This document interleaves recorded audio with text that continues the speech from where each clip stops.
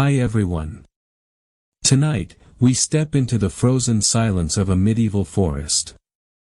Snow softens the sound of your boots, your breath rises in clouds, and the tall black trees close in around you.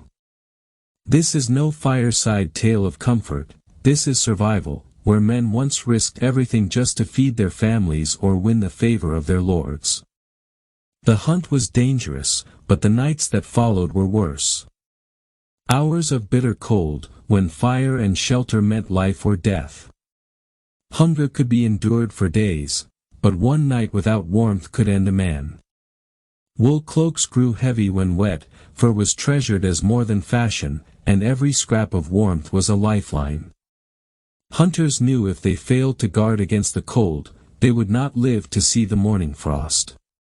They slept pressed against tree trunks, believing the earth carried warmth. They stuffed moss into their boots, wrapped cloth around their limbs, and used cloaks not just as clothing, but as blankets, shelters, and shields. Fire was their only true protection, its glow a fragile circle of life against wolves, spirits, and the creeping chill of the night. But fire was a risk too.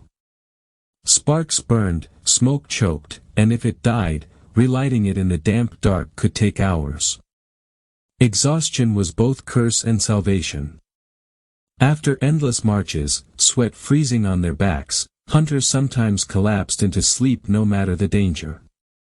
And yet, they survived, because resilience was bred into them. Tricks were whispered from father to son, not as luxuries, but as tools to simply wake alive at dawn. Tonight, as you imagine pulling that heavy cloak tighter and leaning close to a fragile flame, you feel what they once felt, that the greatest predator in the medieval wilderness wasn't wolf or boar, but the cold itself. Patient, merciless, waiting. A silent enemy that claimed countless lives, yet shaped the endurance of those who learned to fight it. So dim your lights, sit close, and let's walk deeper into this frozen forest together. You can imagine scraping away the snow, placing glowing embers in a shallow pit, then covering them with ash and earth. The ground above warms slowly, creating a bed that radiates heat through the night. Medieval hunters sometimes swore by this trick, calling it sleeping with the earth's heart beneath you. Of course, if done poorly, the embers could smolder into smoke, or worse, catch the bedding alight. But desperation often outweighed caution. To rest in warmth, however fleeting, was worth the gamble. Not all hunters relied on fire. Some spoke of using their hounds as living blankets. Dogs, especially the great mastiffs bred for hunting boar, gave off enormous body heat. A man might wrap his cloak around both himself and his animal, sharing warmth under one cover. Chroniclers hint that this practice was so common that dogs were valued not only for their skill in the chase, but also for their companionship in the frozen night. It was not affection alone, it was survival. The forest itself offered little mercy. Branches snapped under snow, winds roared through narrow hollows, and the ground was as hard as stone. Hunters often cut pine boughs, laying them as bedding to insulate their bodies from the frost below. Layer after layer, they tried to build a barrier against the earth's cold grip. If you listen closely in imagination, you can almost hear the rustle of those branches, the creak as a weary man settles down, praying the night would be short. And then there were the wolves. The medieval imagination feared them almost as much as the cold. Their howls carried across frozen valleys like ghostly horns. To sleep with a fresh kill nearby was to invite them. Hunters would pile snow over carcasses, drape cloaks to mask scent, or sit awake through the hours, spears in hand, their eyes glowing with firelight as much as fear. Even trained hounds bristled and whined at the edge of the dark, for they sensed what men could not see. But perhaps the cruelest trick of the cold was not its sharp bite, but its slow whisper. Men grew drowsy. Limbs stiffened. Minds wandered. In sagas and chronicles, this moment is described as a temptation, spirits of frost calling hunters to lay down and sleep forever. Today we call it hypothermia. Back then, it was a supernatural enemy, one as feared as demons. When a hunter stopped shivering, his companions knew the end was near. And so, in the silence of medieval nights, the most important command was not, hold the spear, or, guard the fire, but, stay awake. Morning was salvation. The first pale light breaking through the trees was like a miracle. Fingers still stiff, faces numb, but life renewed. Surviving until dawn was victory itself, greater than the deer taken or the boar slain. Because it meant one more day in which to fight, to eat, to provide. So, as you imagine yourself trudging back out of the woods, snow crunching under your boots, smoke still clinging to your cloak, you understand something deeper. Medieval survival was not only about tools, or furs, or fire. It was about endurance, the quiet, relentless will to see the sun rise again. And that is what carried hunters through the frozen silence of winter. The hours after midnight were always the hardest. Fire burned low, bodies weakened, and the forest seemed to lean closer, as though listening for the moment when men would falter. Chroniclers often describe this time as the wolf's hour, a stretch of darkness when both predators and fear were at their peak. Every snap of a branch, every shifting shadow could send the mind racing. Was it the wind? A falling limb? Or was it something alive, circling just beyond the ring of firelight? Medieval hunters did not have our lanterns or flashlights. Their world was lit by flame alone, and beyond that glow was pure blackness. Eyes strained until they saw shapes that weren't there. Some believed spirits walked among them, shadows of those who had died in the snow. Tales spread of ghostly figures sitting silently at the edge of camps, vanishing if approached. Were these real sightings, or tricks of exhaustion and darkness? No one can say, but the fear was real enough to be recorded. By this time, fatigue pressed heavily. A man's arms ached from carrying bow and spear all day. His legs trembled from marching through snow. The temptation to lie back, to let sleep wash over him, was nearly irresistible. But here lay the danger. Companions would nudge each other awake, warning, do not sleep too deep. The cold will take you. Some groups even sang or recited prayers together, not for piety alone, but to keep drowsiness away. When dawn finally began to stir, it was not with birdsong, winter birds were few, but with a faint silvering of the sky. That first glow was hope itself. A new day meant warmth might return, even if only slightly. Surviving until morning was proof of skill and stubbornness. For peasants, it meant another chance to bring meat home. For nobles, it was honor restored, the hunt continuing. But for all, it meant life. The march back was no relief. Cold seeped deeper into tired muscles, snow clung heavy to boots, and the carcass of a slain animal, if they were lucky enough to have one, dragged behind them like an anchor. Yet every step was powered by the thought of hearths, villages, and the simple miracle of heat. Hunters would recall these nights not as adventures, but as trials, memories carried like scars. History reminds us of this truth: survival in the medieval wilderness was never guaranteed. Fire could sputter out, cloaks could tear, wolves could strike, and the cold itself was always waiting. To rest one night in such woods was to test the very edge of human endurance. And somehow, generation after generation, men and women did it, not because they were fearless, but because they had no choice. So, as we leave this frozen forest behind, remember this: the medieval hunter's true enemy was never only hunger, nor beast, nor exhaustion. It was the silence of the cold night, creeping steadily into bones and breath. That silence still lingers, even now, in the stories of those who braved it. By the time the hunters finally staggered from the forest at dawn, their ordeal was far from over. The cold had drained them, and yet the work had only just begun. If they carried game, the carcass needed skinning and butchering before it spoiled or drew scavengers. Medieval people did not waste such prizes. Every scrap of meat, every sliver of hide was precious.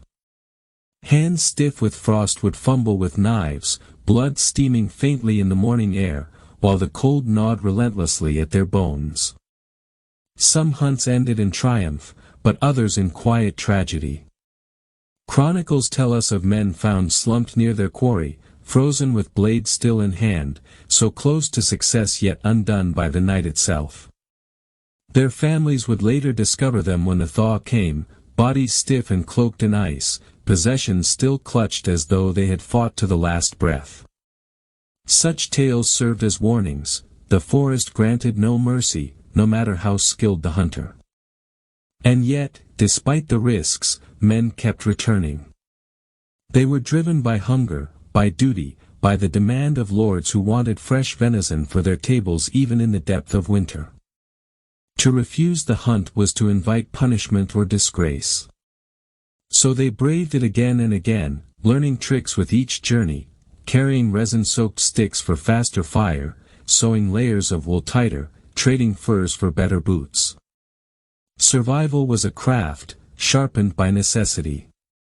The psychology of these nights was as brutal as the cold itself. Imagine sitting there, wrapped in damp wool, listening to wolves in the dark. Your thoughts twist. You begin to question whether dawn will ever come. Some hunters swore the night stretched unnaturally long, as though time itself slowed under the weight of snow. Others believed the forest was alive, a presence watching, judging whether they were worthy of surviving until morning. Fear bred superstition, and superstition bred rituals. Some men tucked charms into their cloaks, tiny wooden crosses, small pouches of herbs, even scraps of cloth blessed by priests. Others muttered rhymes as they laid down pine boughs, prayers not just to God but to the forest itself, bargaining for mercy. These acts may sound quaint now, but in the endless dark of a medieval night, belief was as powerful as fire. And still, the cold pressed in. It did not roar or scream, it whispered. It slipped past wool, slid into bones, dulled fingers until knives dropped from hands. The greatest terror was not always death by beast, but that creeping numbness that came before death by cold. Hunters described it as a softening, a strange peace.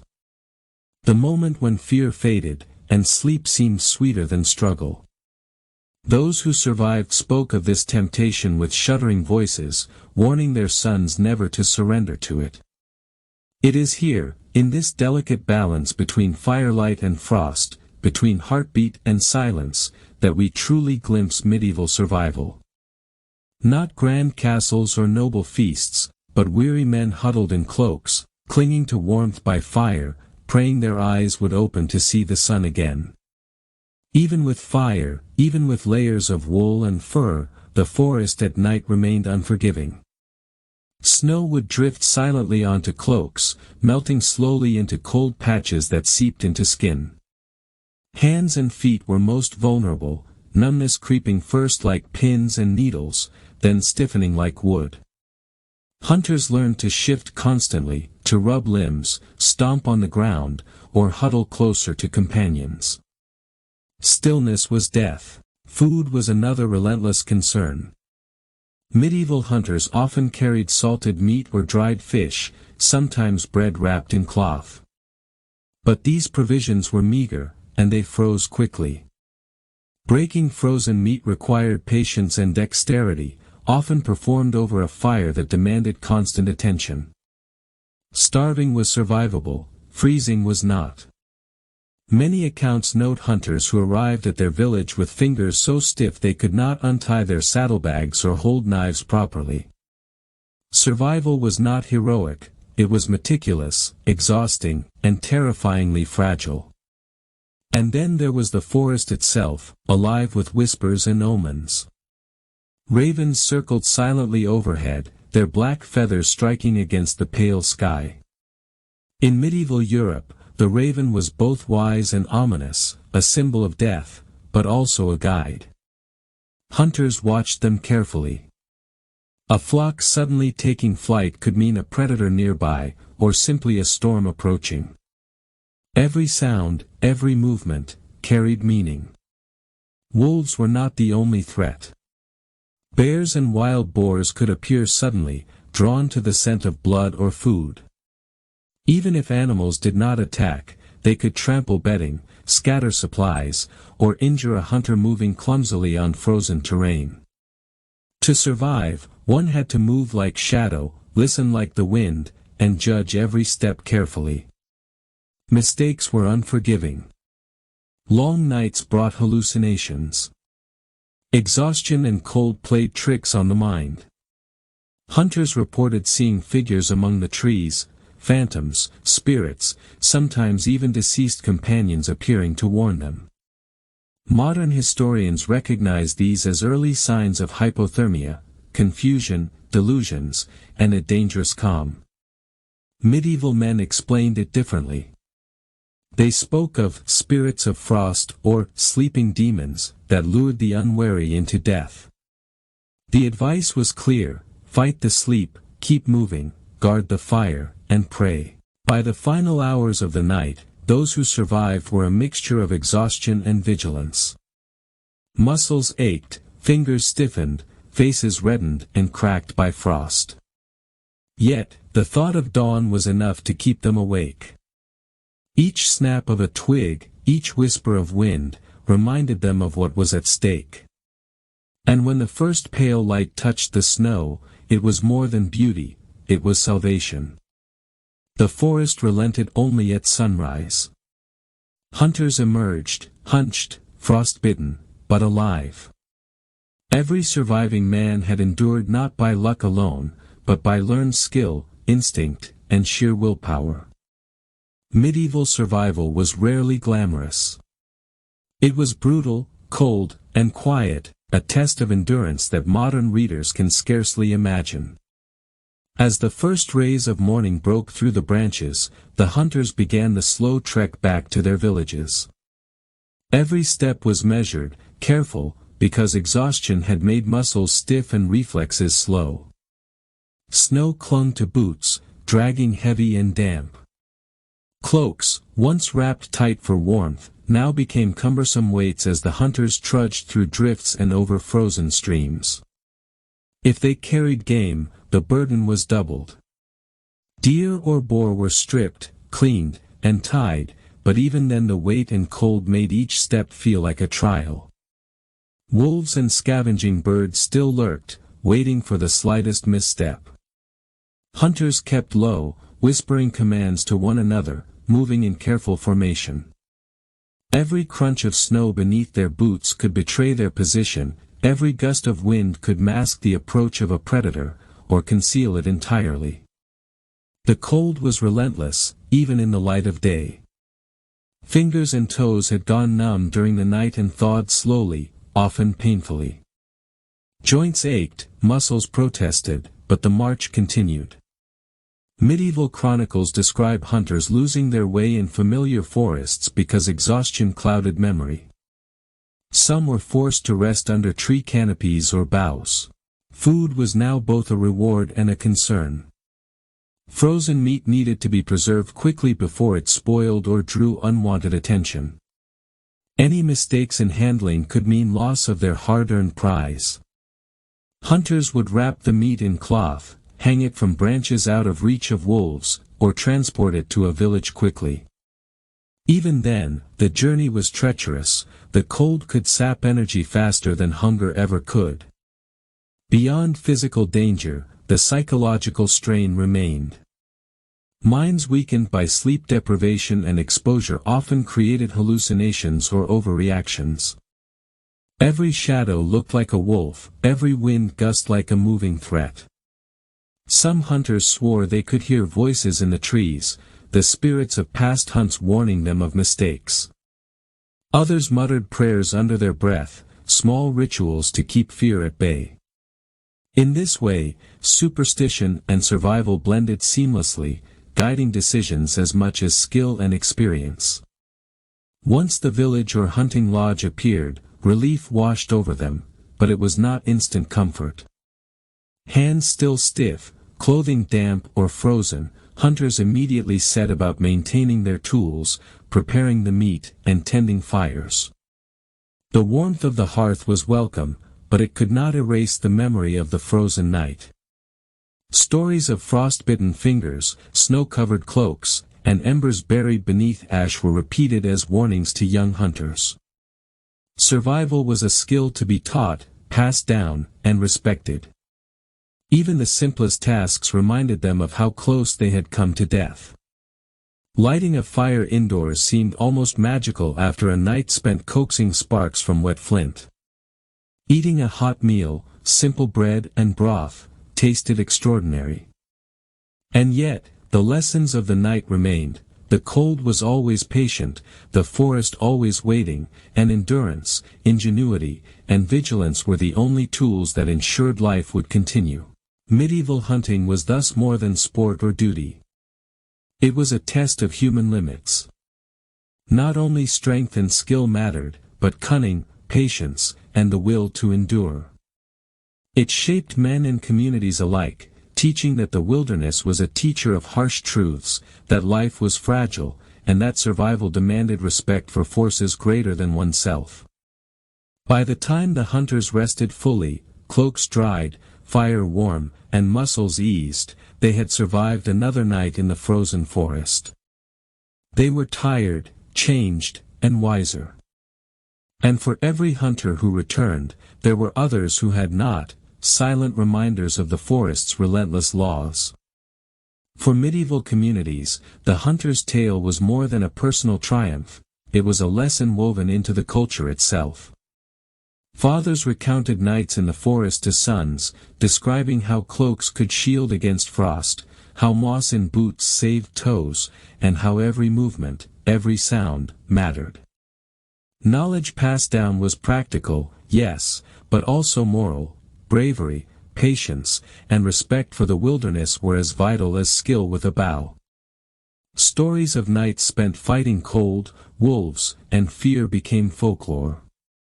Ghostly figures in the forest, spirits whispering to lure men into snowdrifts, and omens carried by ravens or sudden gusts of wind were often exaggerations or misinterpretations, but they kept hunters alert. Folklore was survival encoded in story form, and children grew up understanding that the forest was alive, not as a myth, but as a constant, calculated threat. Villages depended on hunters. A successful winter hunt meant meat for the table, hides for clothing, and furs to trade. A failed hunt meant hunger and hardship. Communities respected those who survived, not only for their courage but for their wisdom. The hunter's experience became a form of currency, a living library of techniques for enduring the cold and the night. Even beyond immediate survival, medieval hunting shaped the rhythms of life. Legal codes, for instance, restricted peasants from entering royal forests in harsh winter months, not merely to protect game, but to protect human life. Chroniclers record dozens of peasants lost to snow, frozen before dawn, bodies found curled beneath trees months later. These rules, whether motivated by protection or power, reflected the sheer danger of the wilderness. Hunting also reinforced ingenuity. Hunters invented clever solutions for almost every problem: oversized cloaks that doubled as blankets, fires buried under ash to radiate heat, hoods stuffed with moss as pillows. Every tactic was a small triumph against nature, proof of human creativity pressed to its limits. The psychological aspect of survival cannot be overstated. Nights alone in the forest were tests of mind as much as body. Fatigue, hunger, and cold worked together to distort perception. Hunters learned to recognize the signs of hypothermia, to understand the creeping danger of frostbite, and to respect the forest's patience. Sleep came only in brief, calculated intervals, often aided by prayer, superstition, or ritual.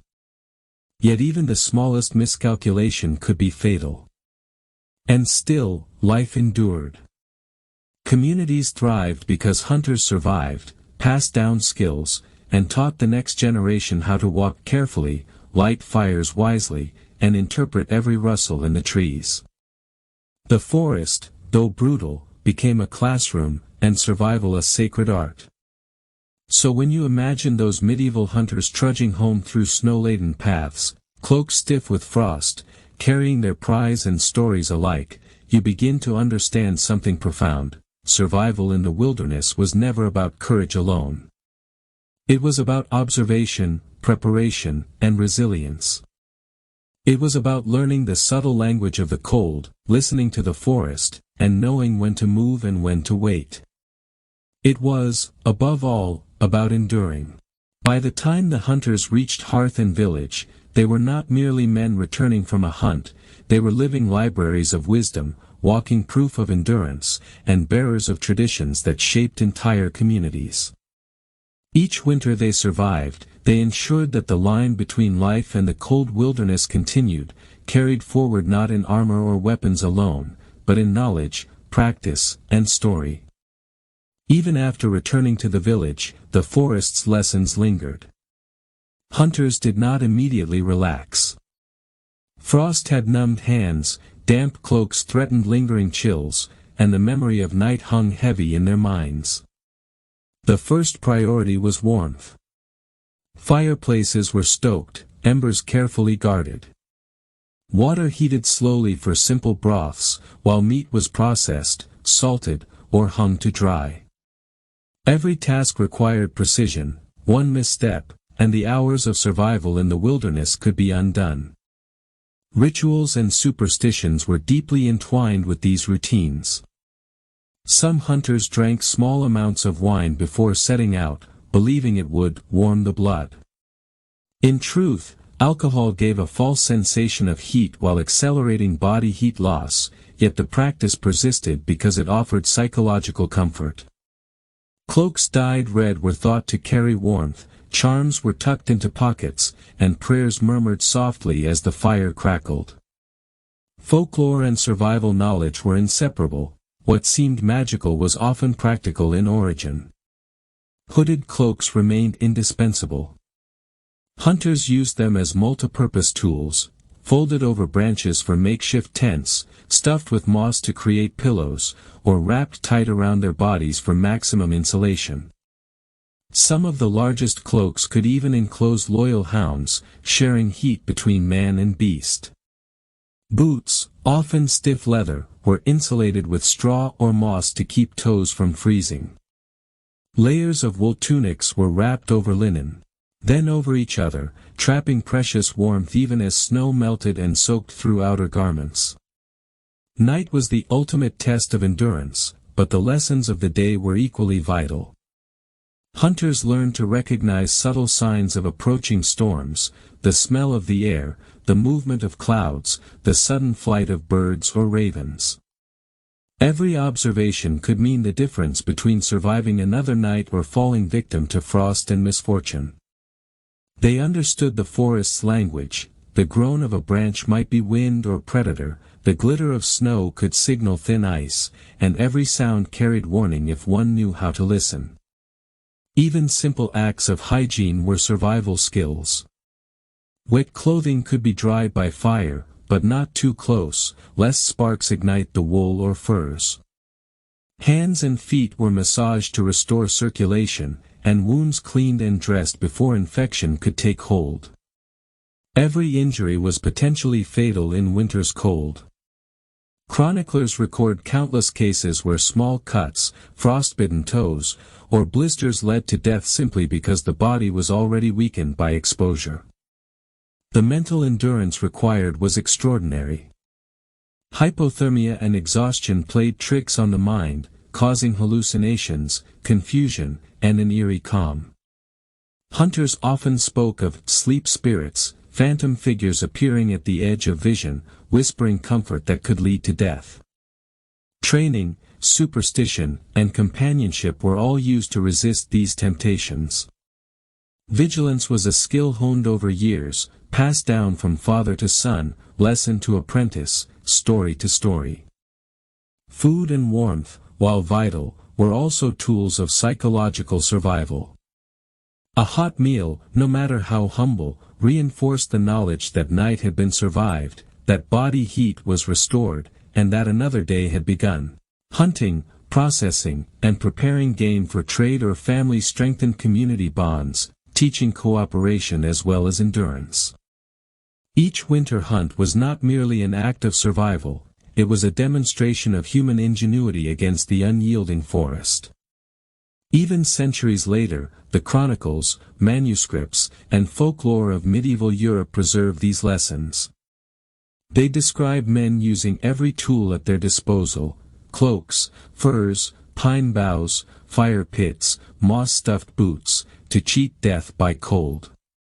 They speak of wolves circling, ravens signaling omens, and spirits whispering. They tell of nights where the dark seemed alive, the wind a predator, and survival a delicate negotiation between skill, ingenuity, and luck. By the time the hunter finally lay down in the safety of the village, after hours or days of struggle, there was no triumph, only gratitude.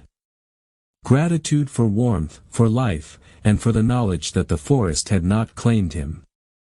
And yet, the next winter, the lessons would return, cloaks would be mended, fire-making practiced, and the stories repeated so that the forest's cold might be met with preparedness rather than fear. Even after returning to the warmth of the village, hunters carried the night in their minds. Their rituals did not end at the hearth. Many would sprinkle salt or holy water around their sleeping areas, believing it protected against lingering spirits of the cold. Small charms, carved wooden figures, iron trinkets, or scraps of blessed cloth, were placed near beds or hung over doors, serving as a psychological shield against misfortune. These were not idle superstitions, they were attempts to assert control over a world that had, for hours, seemed to hold men at its mercy. Sleep itself became an art. Hunters avoided lying completely flat on cold floors, using boughs, moss, or layered cloaks to create insulation beneath their bodies. Hoods were stuffed to prop up heads, forming pillows and barriers against drafts. Some even positioned themselves in a semicircle around small hearth fires, ensuring that the light and heat would chase away both physical and imagined threats. Every night, these arrangements were meticulously repeated, honed through experience, trial, and often necessity. In villages, the cultural weight of winter hunting extended far beyond survival. Hunters brought back not only meat and furs but also stories, tales of wolves circling in the dark, spirits glimpsed at the edges of vision, and the sheer endurance required to survive frozen nights. These stories reinforced communal values: bravery, vigilance, ingenuity, and respect for the wilderness. Young men learned from elders, listening carefully, internalizing the skills and warnings embedded in each tale. Survival knowledge was transmitted orally, like a living archive, encoded in both fact and folklore. The psychological toll of the hunt was profound. Hunters recounted hallucinations caused by exhaustion and cold, phantom figures moving between trees, distant voices calling, sudden flashes of light where none existed. Chroniclers noted that such experiences could be deadly if ignored. Modern science recognizes these as early signs of hypothermia and sleep deprivation, yet medieval people understood them as warnings, manifestations of forest spirits, demons, or otherworldly presences. Obedience to ritual, constant vigilance, and the counsel of companions became essential defenses against both the natural and supernatural threats of winter nights. Food rituals were also critical. A hot meal upon return was more than nourishment, it was a reaffirmation of life. Even the simplest broth or stale bread carried psychological weight, signaling that the hunter had survived the forest's harshest hours. Communal preparation of game reinforced social cohesion, sharing labor, dividing meat and hides, and teaching younger hunters proper handling techniques. Through these daily practices, survival became both an individual and a collective endeavor, intertwined with the rhythms of village life. Medieval hunting also reinforced respect for time and observation. Hunters tracked not just animals, but weather, snow depth, and the behavior of wildlife. Ravens in flight, wolves howling, the sudden rustle of branches, all were data points in a complex system of survival. Those who misread signs risked frostbite, starvation, or worse. Every step, every decision, was a negotiation with forces larger than themselves, the cold, the darkness, and the forest itself. Yet, despite the danger, these hunts were repeated year after year. Winter survival became a shared ritual, a crucible of endurance that defined communities. Legends arose from these trials, tales of men who had survived entire nights alone in blizzards, of hunters who returned carrying the weight of both carcass and story, of families who relied on the fruits of these perilous journeys to survive harsh winters. In every account, one truth remained: human ingenuity, perseverance, and respect for the wilderness were more powerful than strength or weaponry alone. By nightfall, when the village rested, hunters often sat by hearths reflecting on what they had endured. They repaired gear, mended cloaks, sharpened blades, and reinforced boots.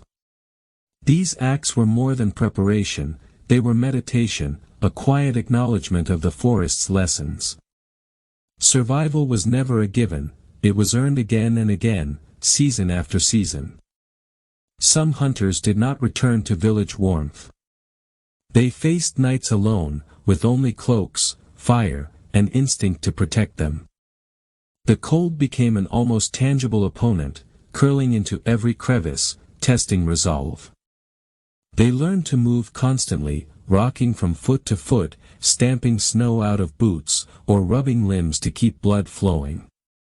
Stillness meant frostbite, hypothermia, or death. Fire was the single most precious resource. A small spark could save a life or condemn a man to the forest's icy grip. Hunters carried flint, tinder, and sometimes resin-soaked sticks to coax flames from the dampest wood. Fires were never left unattended. Even a momentary distraction could snuff out warmth, and relighting a fire in deep snow often took hours, if it could be done at all. Huddled beneath boughs or cloaks, hunters improvised constantly. Oversized cloaks could be transformed into tents or walls against the wind. Moss and pine needles were layered under bodies to insulate from frozen ground. Hoods stuffed with dried grass or moss became pillows, lifting heads off the cold earth. Every layer, every adjustment, was a calculated battle with the elements. Psychological endurance was equally vital. Alone in darkness, the mind conjured phantoms, flickers of movement, whispers among the trees, shadows that seemed alive. Fatigue and cold induced hallucinations, making hunters question whether they were still awake or slipping into frost-induced dreams.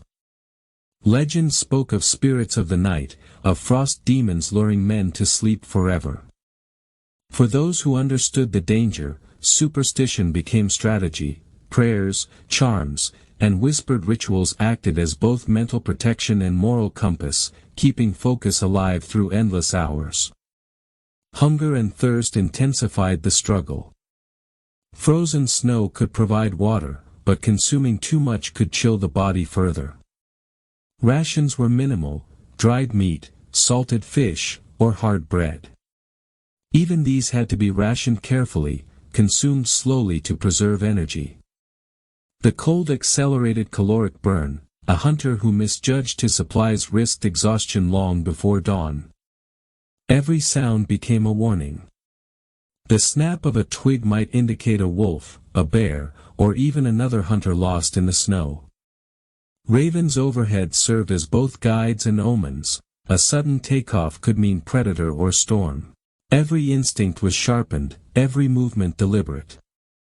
Sleep was a dangerous temptation. The moment muscles relaxed, warmth slipped away, and death could quietly follow. Some hunters carried small weapons not only for prey but for defense. A bow, dagger, or simple club could repel wolves, but their real use was as a tool of vigilance, keeping hands and mind engaged, ready to react instantly. Fatigue dulled reflexes, and in the freezing dark, even a brief lapse could be fatal. Yet, despite the hardships, these nights forged extraordinary resilience. Hunters learned to endure pain, to anticipate danger, to move with precision. They discovered patterns in the forest, methods to manipulate fire, insulation techniques with moss and boughs, and ways to read the sky for coming storms. Knowledge became instinct, instinct became survival. Dawn, when it finally came, was not merely light, it was life itself. Snow sparkled like fractured crystal, and even the simplest warmth of the sun was a profound relief. Hands thawed, blood flowed again, and a meal restored strength. The hunter who emerged from the forest alive had survived more than beasts, he had endured the patient, creeping threat of night, cold, and isolation. And these experiences became stories. Tales told by the fire, repeated to sons, apprentices, and neighbors, encoded survival in narrative form. Every danger, every trick, every ghostly vision served a purpose: teach, warn, and preserve the hard-won wisdom of survival. The forest's cruelty was remembered not only as legend but as a practical guide for the next generation. Winter hunting was not reserved for peasants alone. Nobles embarked on grand expeditions, though their experience differed only in scale, not danger. Their lodges, horses, and trained hounds offered advantages, yet the forest remained impartial. Snowstorms could collapse silk tents, frostbite stiffened hands too weak to draw bows, and even trained hounds shivered in the cold. Wealth provided tools, but it could not bend the laws of nature. Noble hunters often traveled with squires or servants, carrying oversized cloaks, furs, and packs of equipment. Fires were meticulously maintained, sometimes in stone hearths built directly on snow, and layered coverings transformed tents into insulated microcosms of warmth. Yet, even with servants tending the fire, nobles faced the same psychological trials: exhaustion, hallucinations induced by cold, and the constant awareness that one misstep could mean disaster. Rituals and superstitions were deeply embedded in both peasant and noble practices. Red cloaks, believed to radiate heat, were preferred by some, while others carried charms, talismans, or small carvings meant to protect from spirits of frost. Fires were positioned not only for warmth but according to long-standing beliefs, facing entrances to keep malevolent entities at bay, or clustering stones to radiate heat through the night. Even the direction of sleep was significant: heads toward the fire, feet away, supposedly to ward off wandering spirits. Hunting itself was intertwined with ceremony. Certain days were chosen for their alignment with moon phases or weather omens. Prey was approached with respect. Killing a deer or boar was often accompanied by whispered prayers or rituals, acknowledging the life taken. These practices, rooted in both superstition and practical observation, reinforced mindfulness, ensuring hunters remained alert to danger. Beyond the forest, these winter hunts shaped medieval culture. Tales of survival, clever tricks to stave off frost, and encounters with wildlife were woven into local folklore. They became lessons in endurance, morality, and human ingenuity. Communities depended on this knowledge. Winter hunts supplied meat, hides, and furs essential for clothing and trade. Hunters who survived shared techniques, layering wool and linen, insulating boots with moss, building fire shelters, and recognizing signs of frostbite or hypothermia. These skills were as crucial as blades or bows. A hunter who ignored them risked death even more than any predator in the forest. Over time, these practices influenced law and custom. Some royal forests restricted peasant hunting in winter months, citing both game protection and human safety. Manuals and chronicles recorded methods for surviving extreme cold, layering, insulation, fire building, and vigilance. Folklore, superstition, and practical advice merged, creating a comprehensive body of survival knowledge. Even small habits carried weight. Drinking small sips of warm broth before sleep, arranging cloaks for maximum insulation, or placing stones near the hearth to radiate heat overnight, each seemingly minor detail could mean life or death. The psychological benefit of ritual was as important as its practical effect. Belief in protective charms or proper sleep positioning gave hunters the confidence to endure, keeping panic and fatigue at bay. By dawn, whether peasant or noble, surviving the night was a triumph. Fatigue remained, but life persisted. Fingers thawed, blood returned, and the world sparkled with frost. Hunters emerged not merely as providers but as bearers of wisdom, living reminders of endurance, ingenuity, and the unyielding laws of nature. Some hunts lasted multiple nights, pushing both body and mind to the limits. Hunters carried only what they could manage: cloaks, furs, dried food, flint, and tools for fire. Each night demanded careful planning. They calculated where to rest, how to build temporary shelters, and which natural features, trees, boulders, or snowdrifts, could provide some protection against the wind. Every step, every decision, carried the weight of survival. The cold became an ever-present enemy. Muscles stiffened, breath turned to ice, and every movement required deliberate effort. Hypothermia was a slow predator, creeping into the body, dulling senses, and blurring perception. Hunters developed strategies to fight it: constant movement to keep blood flowing, layering clothing carefully, and huddling with companions when possible. Even small details mattered: shaking snow off a cloak, adjusting a hood, or replacing moss in boots could prevent frostbite. Fire remained the most vital tool. Hunters built small hearths, sometimes burying embers under ash to radiate gentle warmth through the night. Logs were split and arranged to maintain slow, steady flames. Wind direction was critical: a misaligned fire could smother warmth or blow smoke into the shelter. Yet fire was more than heat, it was psychological armor. The flickering light warded off fear, kept predators at a distance, and reminded hunters that they could survive the forest's darkest hours. Superstition intertwined seamlessly with these practical measures. Hunters believed that certain positions for sleeping, head toward the fire, feet away, kept spirits at bay. Charms, often carved from wood or iron, were tucked in cloaks or hung above makeshift beds. Red-dyed wool was thought to carry heat, and specific prayers or songs were whispered to strengthen resolve.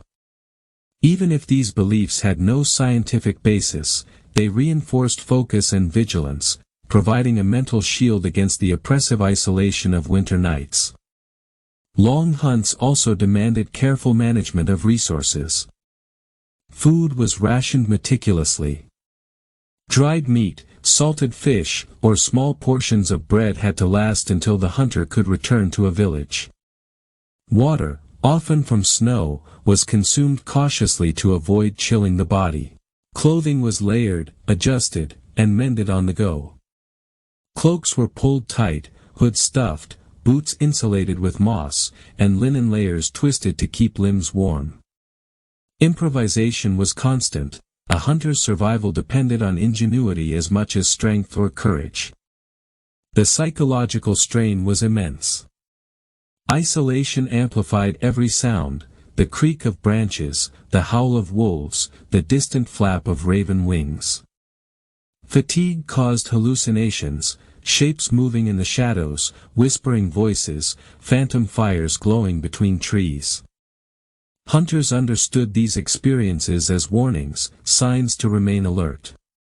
Folklore interpreted these visions as spirits or demons, but they also served a practical purpose, keeping men vigilant when the body urged them to collapse into the snow.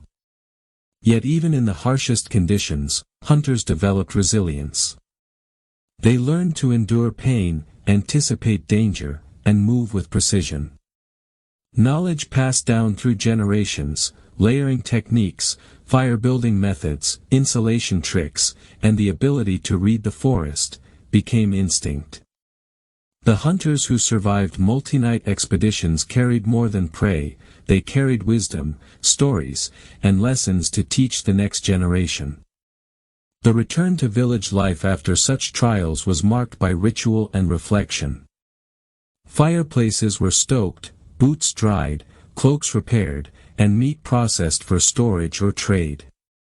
Every step of the process reinforced survival knowledge, how to preserve warmth, protect food, and prepare for the next hunt. Communities relied on this expertise, valuing hunters not just for meat and furs, but for the lessons they embodied. Even centuries later, chronicles and manuscripts preserve the knowledge of these hunts.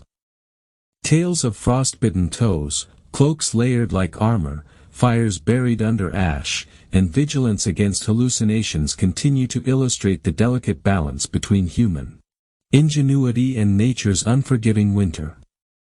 The lessons endure: preparation, observation, ingenuity, and resilience were the keys to survival, shaping medieval culture and folklore alike. Blizzards were the ultimate test. Visibility dropped to a few feet, wind tore at exposed skin, and snow piled relentlessly on cloaks and boots. Hunters had to balance the need for movement with the necessity of conserving energy. Each step required deliberate placement. Slipping could mean injury, and in freezing temperatures, an injury could quickly become fatal. Shelter became a lifeline. Hunters dug shallow pits in snowbanks, layered pine boughs for insulation, and stretched cloaks overhead to create windbreaks. Moss, leaves, and extra furs were stuffed beneath and around the body, forming makeshift insulation that preserved what little heat remained. Fire, if possible, was nestled into stone circles or shallow pits to shield it from wind, its embers carefully maintained through the storm. One misstep, a collapsed shelter or extinguished fire, could mean death before morning. Food and water were precious commodities. Snow was often melted in small fires to provide hydration, while rations of dried meat or salted fish were divided into tiny portions. Hunters ate sparingly, aware that digesting food required energy, which the cold was already stealing from their bodies. Even minimal mistakes, overexertion, eating too quickly, or drinking too much cold water, could accelerate hypothermia. Superstitions and rituals intensified under these conditions. Hunters whispered prayers to forest spirits or saints, carried protective charms, and followed strict sleep routines. They believed that certain positions or orientations could ward off malevolent entities, and some carried small fires close to their heads to chase away the frost spirits. Even if these beliefs had no physical effect, they bolstered focus, ensuring the hunter remained vigilant through long, terrifying nights. Hallucinations were common. Cold and exhaustion caused shadowy figures to flicker at the edge of vision, phantom voices to echo through the snow, and imagined fires to dance on frozen branches. Hunters learned to distinguish between reality and mind play, using rituals, companions, and repeated mental checks to stay grounded. Failure to recognize the difference could lead to fatal mistakes, wandering into deep snowdrifts, stumbling into hidden ice, or ignoring vital signs of frostbite. Isolation heightened every danger. Alone in the white expanse, the forest seemed alive, Every rustle of branches, every howl of wolves, every shift of snow became a threat. Hunters developed an acute awareness of their environment. Wind direction, animal tracks, and subtle changes in snow texture all communicated danger. Observation, combined with experience, allowed them to navigate treacherous terrain with minimal error. The psychological pressure was relentless.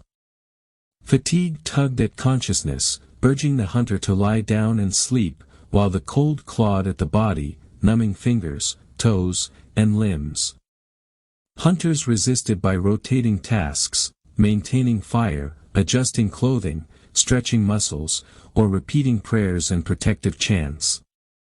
The mind became a tool for survival, as essential as cloaks, furs, or fire. Even in the bleakest conditions, ingenuity triumphed. Hunters used oversized cloaks to cover both themselves and their hounds, layered clothing strategically, and utilized natural features, rock outcroppings, fallen trees, or dense thickets, for wind protection. Every method, whether superstition or observation, became vital. The lessons of survival were encoded in action, whispered to apprentices, and recorded in chronicles that would survive long after the hunters themselves were gone. By the time dawn arrived, the storm often still raged. Snow sparkled in low light, reflecting the resilience of those who endured the night. Hands thawed, blood flowed, and the hunter emergency. Even centuries later, the lessons of these extreme hunts endure. Chronicles and manuscripts preserve not only the practical techniques, layering wool, insulating boots, building shelters, but also the mental strategies, superstitions, and rituals that allowed men and women to survive where comfort and modern gear offered no aid. These stories, at once harrowing and instructive, reveal the extraordinary adaptability and resilience of medieval hunters facing the cold, dark, and isolated wilderness. After several nights in the forest, the body began to betray even the most experienced hunters. Fingers and toes stiffened, joints ached, and exhaustion blurred the line between wakefulness and sleep. Yet there was no choice but to endure. Each night was a lesson in endurance, each hour a test of will.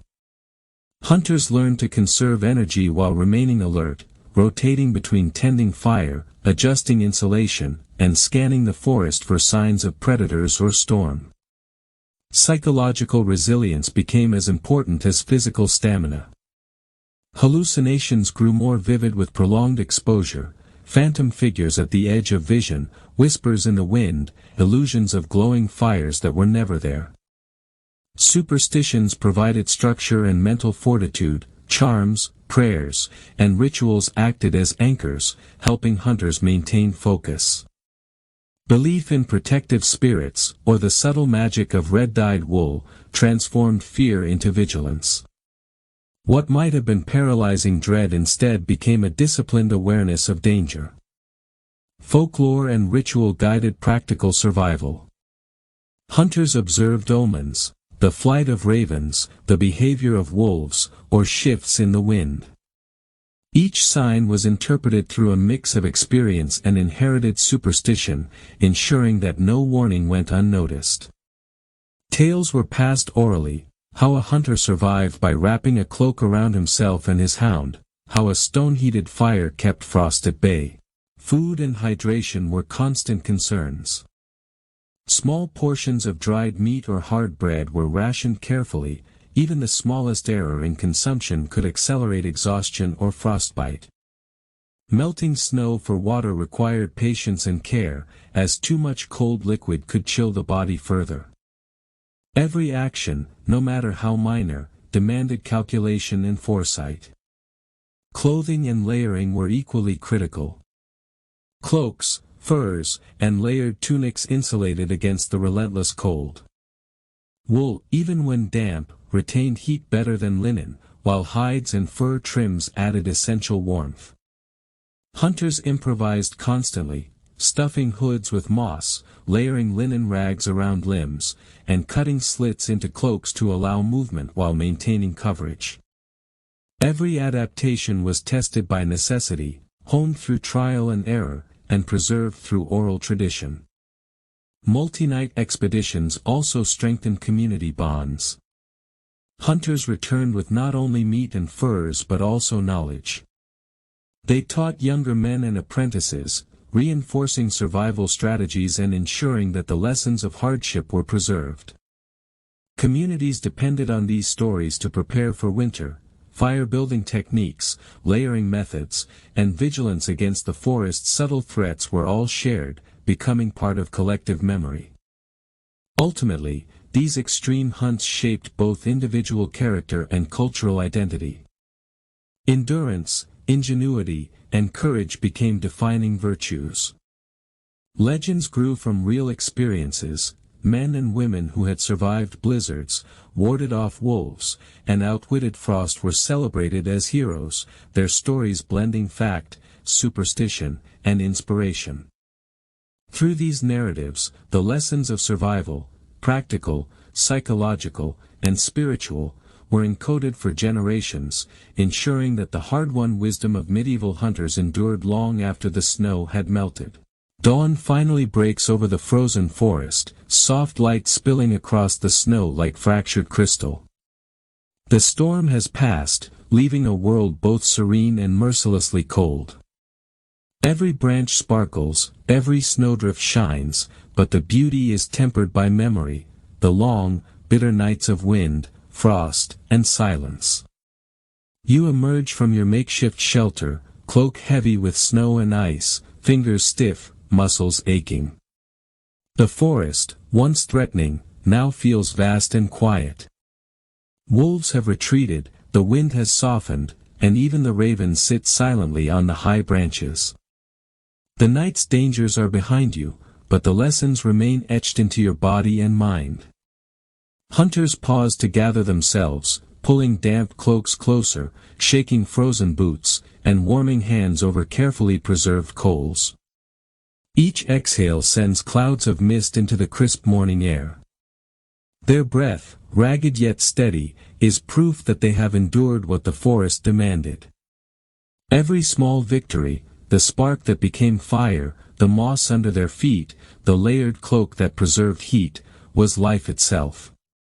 For a moment, the hunters allow themselves to reflect. The cold, the fear, the relentless hours of darkness, it was not merely survival. It was transformation.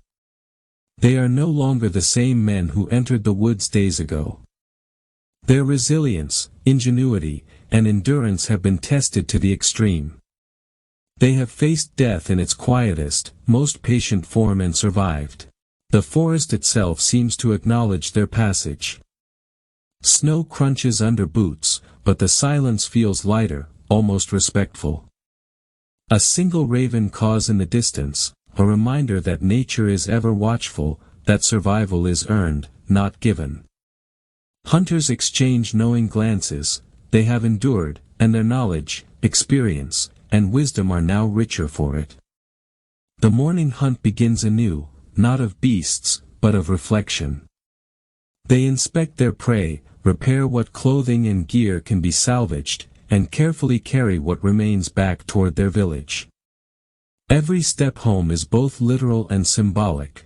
They bring back sustenance, yes, but also stories, lessons, and survival knowledge. Their experiences will be recounted by firesides, taught to apprentices, and remembered in chronicles, ensuring that the forest's trials continue to shape those who follow. As the sun rises higher, the hunters pause at the edge of the woods. The forest looms behind them, indifferent yet awe-inspiring. It has taken much, but it has also given more, a deeper understanding of endurance, vigilance, and human ingenuity. Life, fragile and precious, continues.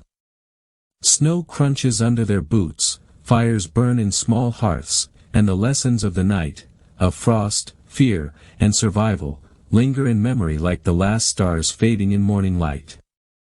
And so, the story ends, but the legacy endures, men and women who walked into the frozen wilderness, who faced relentless cold, isolation, and unseen predators, and who emerged alive, wiser, and resilient. Their courage, skill, and knowledge are etched into the fabric of medieval life, echoing through time in every tale told by hearth and fire.